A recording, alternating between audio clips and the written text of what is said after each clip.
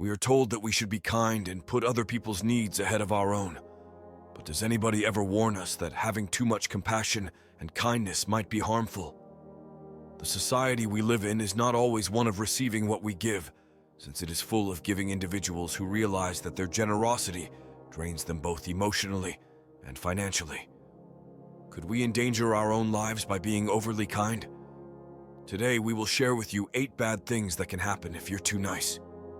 To help me expand the Stoic concept, I would appreciate it if you could like the video and subscribe to the channel before we start. Let's move on to number 1 without further ado. Number 1. You will have too high of hopes for people. According to the Stoic, we should accept things as they are and stop depending on other people's actions to bring us happiness.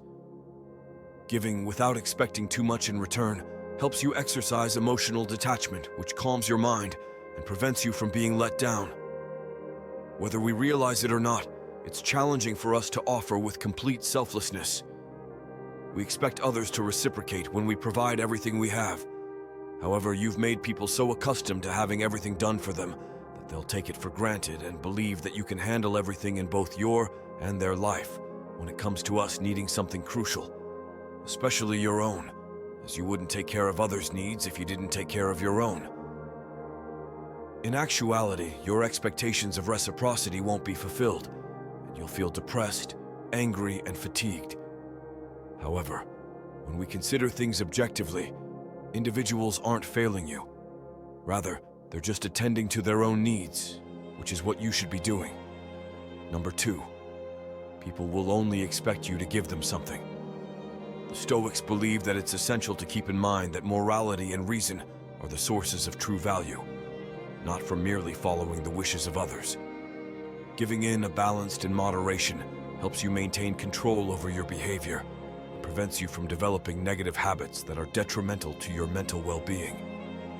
People are creatures of habit, as you have probably heard all your life, and this is quite true. Humans are designed to fit into a pattern, a lifestyle, and the symphony of events that surround them.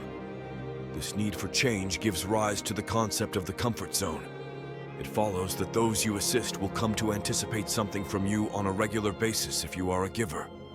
They won't have to do many of their duties since you'll be there to do them. Instead, you'll guide them into their comfort zones.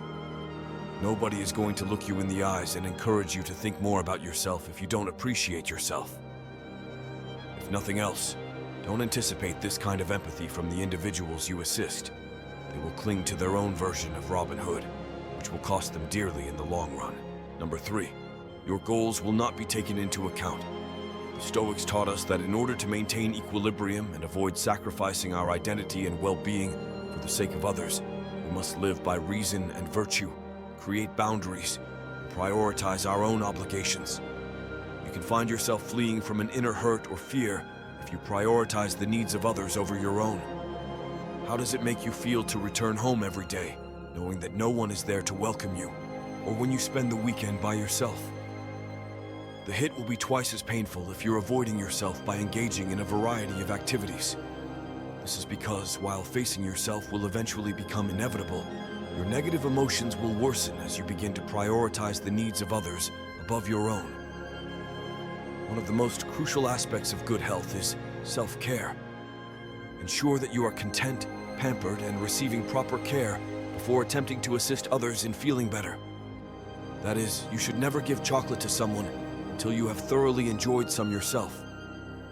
In the same way that you shouldn't volunteer to clean someone else's house before cleaning your own, enjoy a nice glass of wine and a decent movie. You are followed by the rest of the world. Number 4, people will think you are weak and treat you that way. The Stoic path advises us to focus on developing our strength and self-control. We may show people that we are dedicated to our own obligations and beliefs by setting boundaries and exercising self-control, gaining their respect rather than coming off as weak. Over time, you may get recognition as an authority in the field in which you collaborate with others if you provide excessive assistance to others. Perhaps you are giving off the complete opposite image. People begin to view you as weak when you don't set boundaries. Similar to someone who is so opposed to a supervisor that they come to you in order to absolve themselves of their duties, since they know you won't turn them down. On the other hand, they will begin to feel something for you as soon as you say this magic phrase. Respect. They never imagined they would. There will be plenty of folks who merely come to you when they are in need. Number 5. Stoicism teaches us how important it is to be smart and wise. We are able to distinguish between honest people and those looking to take advantage of us by selecting our aid recipients with restraint and perspective. This allows us to avoid wasting time or effort on unhelpful activities. People who previously considered you to be a wonderful friend now only want to get out with you when they are in need. Logically, this shouldn't be too improbable to happen to you, because most individuals don't ask their co-workers or colleagues over for coffee, much less a beer. What's going on with you makes sense, but that doesn't mean it's fair. So you need to learn how to handle the methods I'll tell you about at the end to keep people from taking advantage of you. Number 6. You'll only get people who want something and never those who want to give. We may create relationships that are genuine and beneficial to both sides if we use careful discernment. When we vibrate low, we attract individuals that are negative, sad, have dark spirits, and wish to damage us. Individuals come into our life because their energies align with ours.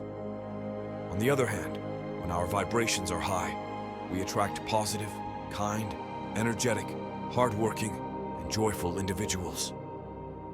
As a result, we lose so much energy when we give to others that our vibrations become low frequency. This attracts those who are in need as well as opportunists who simply want to take advantage of us and go away without even saying thank you. Number 7.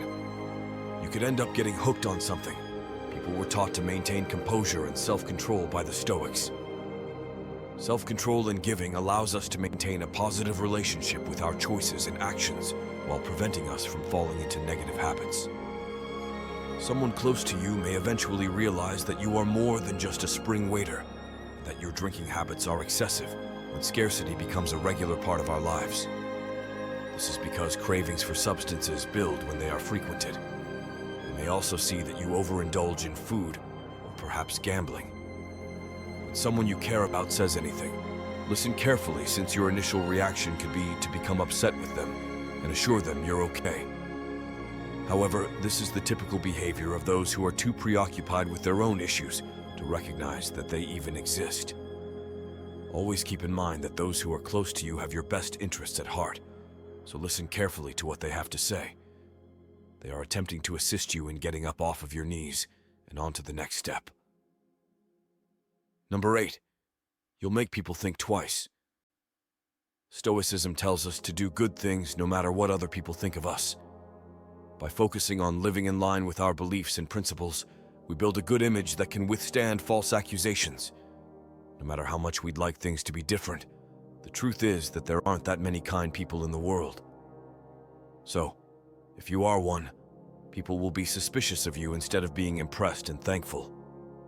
People will soon start to worry about your intentions and what's going on behind your back, given how friendly you are. This may indicate that you've been around a questionable group of individuals, but it's more probable that they are being truthful. The majority of overly helpful people have such sinister agendas that it is advisable to avoid them and refuse their help. Which of the 8 Stoic teachings most resonated with you? And would you mind sharing it with us? Post your thoughts in the comment section below.